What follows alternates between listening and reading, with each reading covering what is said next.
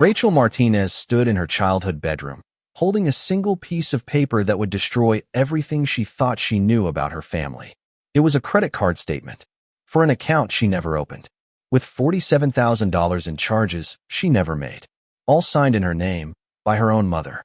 But this discovery didn't happen by accident. It came 3 days after the worst moment of Rachel's life, the moment her father looked her in the eyes at her college graduation party and said 5 words that would haunt her forever. "Stop embarrassing this family." This is the story of a daughter who was invisible for 26 years, until the day she decided to become unforgettable. Before we dive deeper, let us know in the comments where you're watching from. We'd love to hear from you. And don't forget to hit that subscribe button so you never miss any of our upcoming videos. Rachel grew up in Riverside, California, in a picture-perfect stucco house with a pool nobody used and a dining room reserved for guests who never came. Her father, David Martinez, owned 3 car dealerships across Southern California. Her mother, Susan, ran a successful real estate agency. They had money, status, and exactly 2 daughters. Emily, the oldest, was everything parents dream of. Confident, charismatic, homecoming queen at 16, accepted to UCLA at 17. The kind of daughter you brag about at dinner parties. And then there was Rachel. Quiet Rachel. Bookish Rachel. Rachel who got straight A's but somehow never made the honor roll announcements at family dinners. Rachel whose science fair trophy sat in a box in the garage while Emily's volleyball medals lined the mantel. Rachel learned early that love in the Martinez house wasn't unconditional. It was earned. And somehow, no matter what she did, she could never earn enough. When Rachel was 14, she won first place in a statewide essay competition. The prize was $500 and a certificate signed by the governor. She ran home, bursting through the front door, certificate in hand. Her mother was on the phone. She glanced at Rachel, smiled politely, and mouthed, "Not now." Rachel waited in the hallway for 20 minutes. When Susan finally hung up, she looked at the certificate and said, "That's wonderful, sweetie. Can you put it somewhere safe? I just had the counters cleaned." The certificate went into Rachel's desk drawer. It stayed there for 12 years, never framed, never mentioned again. But Emily's acceptance letter to UCLA? That was framed in gold and hung in the entryway where every guest could see it. Rachel told herself it didn't matter. She told herself that being good was enough. That eventually, her parents would notice. She was wrong. The years passed in a familiar pattern. Rachel excelled quietly while Emily shined brightly. Rachel made honor roll every semester. Emily made headlines. Rachel volunteered at the animal shelter every weekend. Emily's volunteer work at the hospital made the local newspaper. At family dinners, David would lean back in his chair and ask Emily about her day, her friends, her dreams. When he turned to Rachel, if he turned to Rachel, he'd simply ask, "Grades still good?" She'd nod. He'd nod back. And that would be the extent of their conversation. Susan was subtler in her favoritism, but no less cutting. She'd buy Emily new clothes for the start of each season. Rachel got hand-me-downs. She'd attend every single one of Emily's volleyball games, camera in hand. She missed Rachel's academic award ceremonies because of showings at the real estate office. When Rachel turned 16, she asked if they could go to dinner, just the 2 of them, mother and daughter. Susan checked her calendar and said, "I'm so swamped this month, honey. Maybe next month." Next month never came. Rachel started to disappear into herself. She spent hours in the public library, losing herself in books where overlooked characters eventually became heroes. She wrote in journals that nobody would ever read. She dreamed of a future where she'd be so successful, so accomplished, that her parents would have no choice but to see her. She just had to work hard enough, be good enough, achieve enough. Then they'd finally look at her the way they looked at Emily. June 2019. Rachel graduated summa cum laude from UC San Diego with a degree in finance. She had a 3.97 GPA, a job offer from a wealth management firm in Los Angeles, and a full-ride scholarship that had paid for everything. She was one of only 5 students chosen to give a commencement speech. She mailed the invitation to her parents 6 weeks in advance. She called twice to confirm. She reserved 4 seats in the family section, 2 for her parents, 1 for Emily, and 1 for her grandmother. Graduation day arrived. Rachel stood backstage in her cap and gown, scanning the crowd for her family. The seats were empty. All 4 of them. Her heart sank, but she forced herself to walk onto that stage. She delivered her speech about resilience, about working in the shadows, about finding your own light when no one else will hold a candle for you. The crowd gave her a standing ovation, but the 4 seats stayed empty. After the ceremony, Rachel checked her phone. One text from her mother. "Sorry, honey, your father had a dealership emergency. We'll celebrate when you're back home." No apology from Emily. No call from her grandmother. Rachel sat alone in her car in the parking lot, still wearing her cap and gown, and cried so hard she couldn't breathe. That night, she drove 3 hours back to Riverside. When she walked through the front door, the house was decorated with balloons, streamers, and a massive banner that read, "Congratulations, Emily, Harvard MED School." Her sister had been accepted into a prestigious MD-PhD program, and her parents had thrown a party. On Rachel's graduation day, 40 people filled the backyard. Champagne flowed. David stood on the patio, arm around Emily, giving a toast about how proud he was to have raised such an accomplished daughter. Rachel stood in the doorway, invisible. Susan noticed her first. She walked over, smiling brightly, and said, "Oh, Rachel, you're home. How was your little ceremony?" Little ceremony. Rachel opened her mouth to respond, but before she could speak, David's voice boomed across the patio. "Rachel, come congratulate your sister." She walked outside. Emily hugged her, uncomfortable and quick. David raised his glass. To Emily, he said, "The pride of this family." Someone in the crowd whispered, "Didn't Rachel graduate today too?" David's jaw tightened. He turned, looked directly at Rachel, and said loudly, "Stop embarrassing this family." The patio went silent. Rachel felt 40 pairs of eyes on her. Her mother looked away. Emily stared at the ground. No one said a word.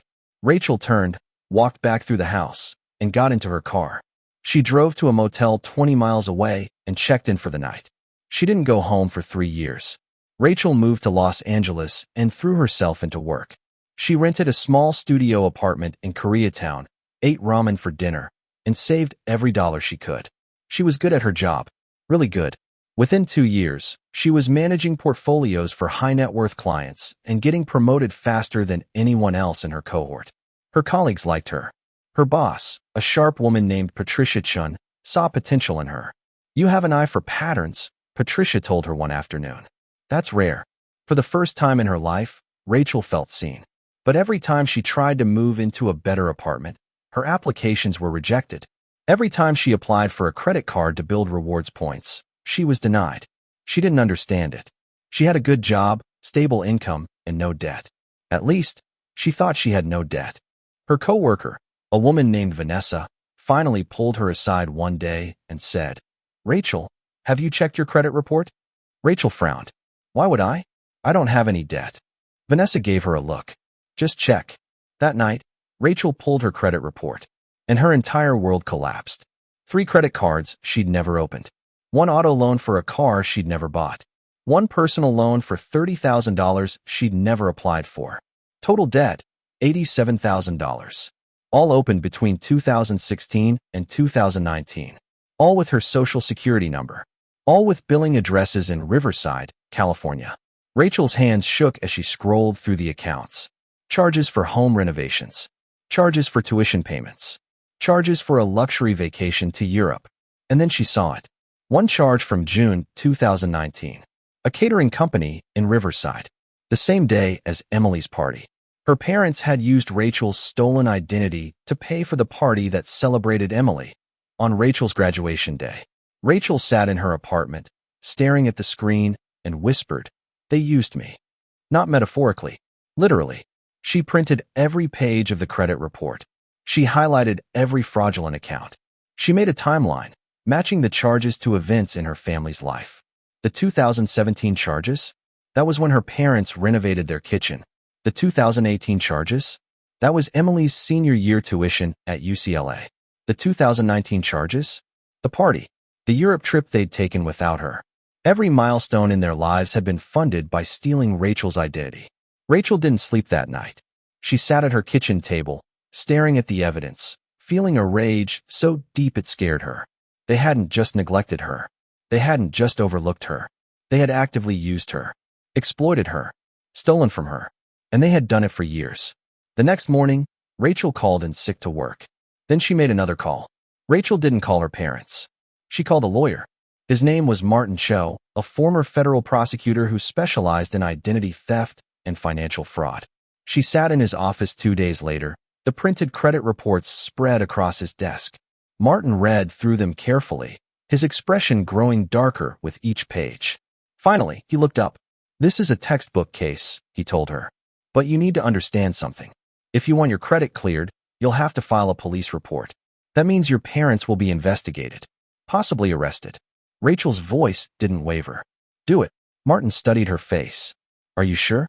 Once we start this process, there's no going back. Your family will know, and they won't be happy." Rachel met his eyes. "They stole $87,000 from me. They used my name to pay for a party on my graduation day. A graduation they didn't even attend." She leaned forward. "I'm sure." Martin nodded. "Then let's get started." 2 weeks later, Rachel received a frantic call from Emily. "What the hell did you do?" Emily screamed. "The police came to the house. Mom is hysterical. Dad says you're trying to destroy us." Rachel's voice was ice cold. "Did you know?" Silence. "Emily, did you know they were using my name?" Emily's voice cracked. I didn't think it was that bad. Dad said you'd never find out. He said it wasn't hurting anyone." Rachel felt something break inside her chest. "It wasn't hurting anyone?" "Emily, they stole my identity. They ruined my credit. They've been committing fraud for 4 years." Emily's voice turned defensive. "They're our parents, Rachel. You can't just send them to jail." "They committed federal crimes," Rachel said quietly. "Multiple federal crimes. Against me. But we're family." Rachel closed her eyes. "No, Emily. You were family. I was a credit score." She hung up. 3 days later, Susan called. "Rachel, please," she sobbed. "You're tearing this family apart. We can pay you back. Just drop the charges." Rachel took a slow breath. "You stole my name, Mom. You stole my credit. You stole my future. And you did it to throw a party for Emily on the same day you skipped my graduation." Susan's voice turned sharp. "We gave you everything. A roof over your head. Food. An education. You gave Emily everything," Rachel said quietly. "You gave me leftovers." Susan's crying intensified. "You don't understand what you're doing. Your father could go to prison. Is that what you want?" Rachel felt tears on her own cheeks now. "What I wanted was for you to come to my graduation. What I wanted was for you to hang my essay award on the wall instead of in a drawer. What I wanted was to matter." Her voice broke. "But you couldn't even give me that." She hung up. The next call came from David. His voice wasn't apologetic. It was angry. "You're making a huge mistake," he hissed. "Do you know what this will do to my reputation? To the business?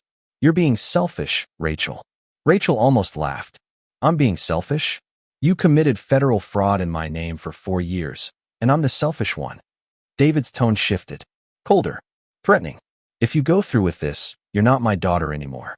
Rachel smiled, even though tears streamed down her face. "I stopped being your daughter the day you told me I was embarrassing the family." She hung up, and she never looked back. The case moved quickly. The evidence was overwhelming. Bank records, forged signatures, email trails between David and Susan discussing which accounts to open and when. They hadn't just stolen from Rachel. They'd done it methodically, strategically, for years. Martin showed Rachel some of the emails during their preparation meetings. One from Susan to David in 2017 applied for another card in R's name. Approved for $15,000. Should cover the kitchen counters. Another from David in 2018. We need $8,000 for E's tuition payment. Use Rachel's visa. A third from Susan in 2019. Catering quote came in at $6,000. Too much for our cards. I'll use Rachel's account. Rachel read each one, her hands steady, her heart breaking. They had discussed her like she was a resource, a tool, not a person, not their daughter. David and Susan hired an expensive attorney and tried to settle quietly. They offered to pay back the full $87,000 plus interest if Rachel agreed to drop the criminal complaint. Martin Cho called her with the offer. "It's a good deal," he said. "You'd get your money and your credit back. No trial. No media attention." Rachel was quiet for a long moment. Then she said, "No, Rachel. No," she repeated. "They don't get to buy their way out of this. Let it go to court." Martin sighed. "You understand that a trial means this becomes public record? People will know?" Rachel nodded, even though he couldn't see her. Good, she said. Let them know. The trial took place in a small riverside courthouse on a gray Tuesday morning in March.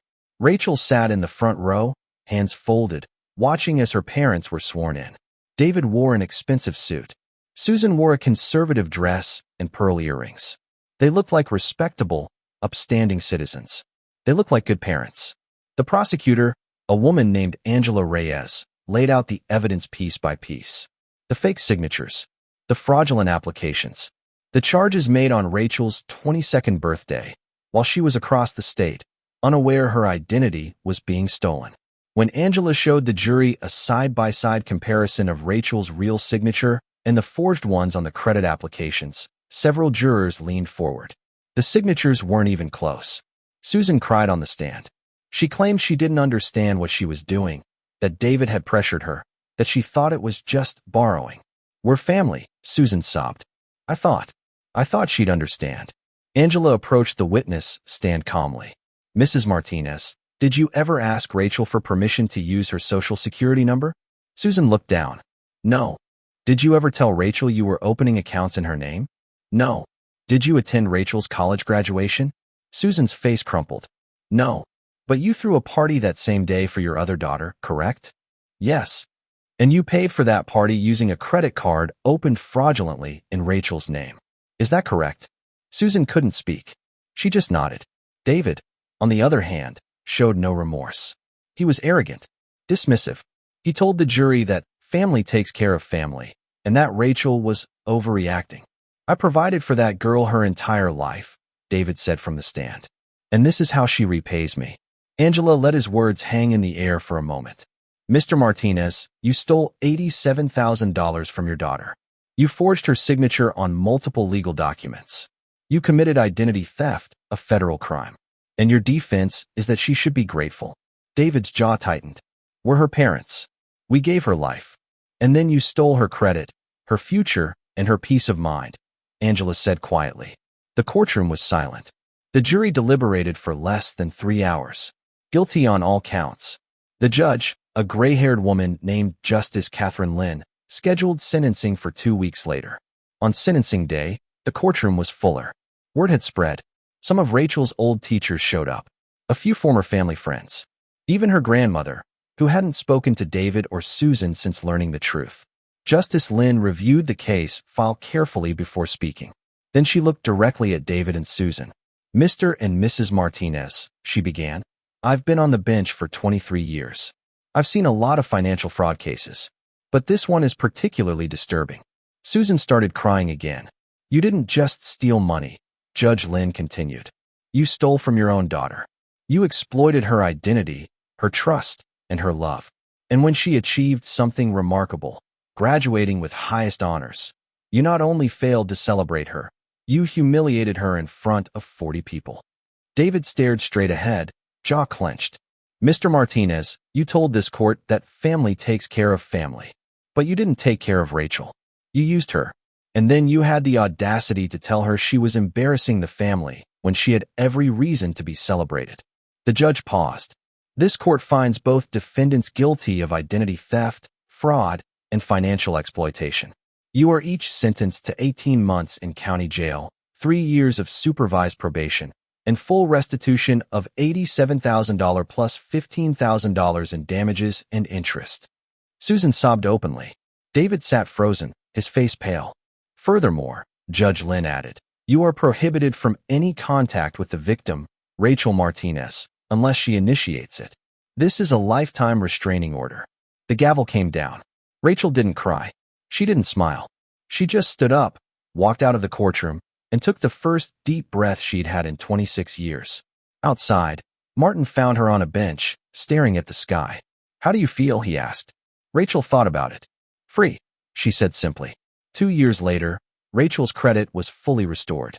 She bought her own condo in Santa Monica, an application she filled out herself, with her real name, her real signature, and her real income. She framed the approval letter and hung it on her wall. She got promoted to senior portfolio manager. She traveled to Italy, to Japan, to Ireland, places she'd dreamed of as a kid but never thought she'd see. She made friends who saw her, truly saw her, and loved her for exactly who she was. Emily reached out once, a year after the trial. She sent a long email apologizing, explaining that she'd started therapy, that she finally understood how complicit she'd been. Rachel read it twice. Then she responded with 3 sentences. I'm glad you're in therapy. I forgive you, but I don't want a relationship. I hope you find peace. She never heard from Emily again. David and Susan served their time quietly. After their release, they sold the Riverside house and moved to Arizona. They sent Rachel a single letter, written by Susan, apologizing and asking for another chance. Rachel held the letter for a long time, reading it over and over. Then she put it in a drawer and never responded. Because she realized something important. Forgiveness doesn't require reconciliation.